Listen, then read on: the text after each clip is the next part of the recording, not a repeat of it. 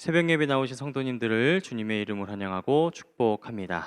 오늘 우리에게 주실 하나님 말씀 사도행전 2장 14절에서 21절입니다. 거룩하신 하나님의 말씀입니다.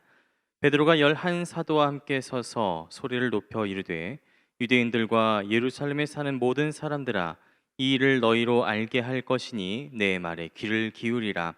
때가 제 삼시니 너희 생각과 같이 이 사람들이 취한 것이 아니라 이는 곧 선자 요엘을 통하여 말씀하신 것이니, 일러스되 하나님 말씀하시기를 말세에 내가 내 영을 모든 육체에 부어 주리니 너희의 자녀들은 예언할 것이요 너희의 젊은이들은 환상을 보고 너희의 늙은이들은 꿈을 꾸리라. 그때에 내가 내 영을 내 남종과 여종들에게 부어 주리니 그들이 예언할 것이요 또 내가 위로 하늘에서는 기사를, 아래로 땅에서는 징조를 베풀리니 곧 피와 불과 연기로다. 주의 크고 영화로운 날이 이르기 전에 해가 변하여 어두워지고 달이 변하여 피가 되리라. 누구든지 주의 이름을 부르는 자는 구원을 받으리라 하였느니라. 아멘. 예루살렘 발칵 뒤집혔습니다.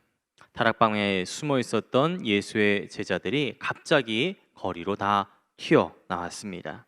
저마다 입을 열어서 각기 다른 언어, 각기 다른 외국어, 각기 다른 방언으로 떠들기 시작합니다. 이 모습을 바라보는 예루살렘 사람들은 깜짝 놀라서 수군거립니다. 이게 무슨 일이야? 쟤네 뭐 하는 거야? 저것들 설마 대낮부터 술 취한 거 아니야? 이래저래 혼란한 바로 그때에 제자들을 대표해서 베드로가 앞으로 나섭니다. 사도 베드로의 역사적인 첫 번째 설교가 시작된 것입니다.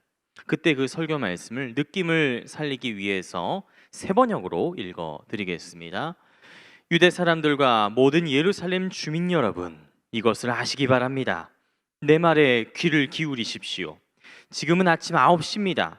그러니 이 사람들은 여러분이 생각하듯이 술에 취한 것이 아닙니다. 이 일은 하나님께서 예언자 요엘을 시켜서 말씀하신 대로 된 것입니다. 하나님께서 말씀하신다. 마지막 날에 나는 내 영을 모든 사람에게 부어 주겠다.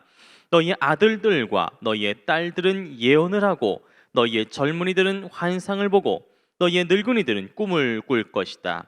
그날에 나는 내 영을 내 남종들과 내 여종들에게도 부어 주겠으니 그들도 예언을 할 것이다.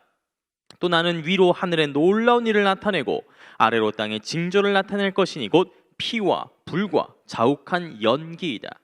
주님의 크고 영화로운 날이 오기 전에 해는 편에서 어둠이 되고 다른 편에서 피가 될 것이다. 그러나 주님의 이름을 부르는 사람은 구원을 얻을 것이다. 사도 베드로가 지금 말하듯이 예루살렘 한복판에서 벌어진 성령 강림 사건은 술 취해 주정 부리는 거 아닙니다. 이놈의 세상 뒤집어 보자 하면서 난리법석을 피우는 것도 아니죠. 이것은 옛 선지자 요엘을 통해서 예언하셨던 하나님의 말씀이 실제로 이루어진 것입니다. 하나님께서 당신의 영을, 거룩한 영, 성령을 부어주시면, 그래서 성령이 임하시면 이런 일이 벌어진다는 것이지요.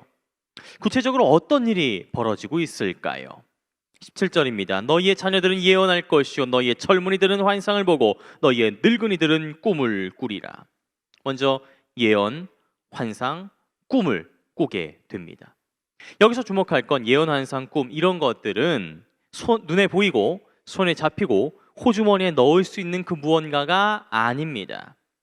그러니까 성령이 임하신다고 돈을 많이 벌게 되거나 부동산이 오르거나 복권이 당첨되는 일 같은 게 일어나지는 않습니다. 선거 당선되거나 진급이 되거나 고시 합격하는 일 같은 것도 성령이 임하시는 것과는 별로 상관없습니다. 대신 성령이 임하시면 하나님 나라를 바라보게 됩니다.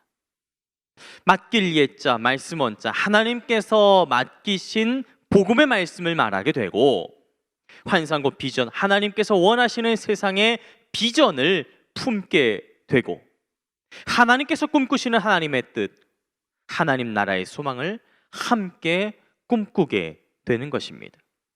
선지자 요엘은 이 모든 것을 한마디로 주의 이름을 부르게 된다라고 표현을 했는데요. 그렇게 주님의 말씀, 주님의 비전, 주님의 꿈과 이름을 부르는 자는 누구든지 구원을 받게 될 것입니다. 여기서 짚고 넘어갈 포인트가 하나 있습니다. 베드로는 이렇게 말했어요. 17절, 하나님께서 말씀하시기를 말세에 내가 내 영을 모든 육체에 부어주리니. 이것은 선지자 요엘의 말씀을 그대로 인용한 겁니다. 그 후에 내가 내 영을 만민에게 부어주리니. 여기서 만민이라는 표현을 베드로는 모든 육체로 번역을 했는데요, 이것은 한 사람 한 사람 개개인을 구체적으로 지목하는 것입니다. 그러니까 하나님께서는 모든 사람들 한 사람 한 사람 하나도 빠짐없이 모두에게 성령을 부어주신다라는 말이지요. 여기서 중요한 건 모든 사람들입니다. 여긴 여자라고, 어리다고, 가난하다고 예외가 되지 않습니다. 임대 아파트 산다고, 대학 안 나왔다고 비정규직 취업 준비생이라고 소외받는 것도 아닙니다. 장애인과 비장애인, 고용주와 피고용인, 서울사람, 지방사람, 진보, 보수, 좌파, 우파, 출신, 국가, 인종, 신체 조건, 사상, 의견 그 무엇도 그 어떤 이유로든 배제당하지 않습니다. 성령이 임하시는 데에는, 그래서 주의 이름을 부르고 구원을 받는 데에는 어떠한 차별도 없는 것입니다. 그렇게 하나님께서는 모든 사람들에게 한 사람도 빠짐없이 모두에게 성령을 부어주셨기 때문이지요. 여기서 마지막 포인트, 그렇게 성령이 임하시면 누구든지 주의 이름을 부르고 구원을 받게 되면 그 다음엔 무슨 일이 벌어지는 것일까요? 다음 주에 묵상할 본문에 그 대답들이 있는데요, 먼저 38절 말씀, 베드로가 이르되 너희가 회개하여 각각 예수 그리스도의 이름으로 세례를 받고 죄의 사함을 받으라. 그리하면 성령의 선물을 받으리니. 이것은 베드로가 전한 설교의 결론입니다. 회개하라, 세례를 받고 죄 사함을 받으라. 그리하면 성령의 선물을 받을 것이다. 여기서 성령의 선물이란 대체 무엇일까요? 그 말을 받은 사람들은 세례를 받음에 이날의 신도의 수가 3,000이나 더하더라. 그들이 사도의 가르침을 받아 서로 교제하고 떡을 떼며 오로지 기도하기를 힘쓰니라. 그렇게 회개하고 세례를 받은 초대교회 성도들은 사도들의 가르침을 받아 서로 교제했고 떡을 떼며 기도하게 되었습니다. 그러니까 하나님을 찬미하며 또 온 백성에게 칭송을 받으니 주께서 구원받는 사람을 날마다 더하게 하시니라. 이 모든 것을 두 마디로 요약을 하면은요, 하나님을 사랑하고 이웃을 사랑했다. 이것을 또 한마디로 말하면 사랑했다라는 겁니다. 사랑. 이게 바로 성령이 임하시면 일어나게 되는 일입니다. 성령이 임하시면 모든 사람이 서로 사랑하게 됩니다. 서로 사랑하게 되면 그 아름다운 모습을 보고 온 백성에게 칭송을 받게 되겠지요. 구원받는 사람들이 날마다 더해지는 놀라운 역사가 일어나게 되는 것입니다. 그래서 사도 바울이 말했듯이 성령의 선물이란, 성령의 가장 큰 열매란 곧 사랑인 것입니다. 성도 여러분, 성령 받으셨습니까? 여러분의 삶 가운데 성령께서 임하신 거 맞습니까? 확실합니까? 어떻게 그것을 증명하실 수 있습니까? 샬라샬라 방언을 하면 될까요?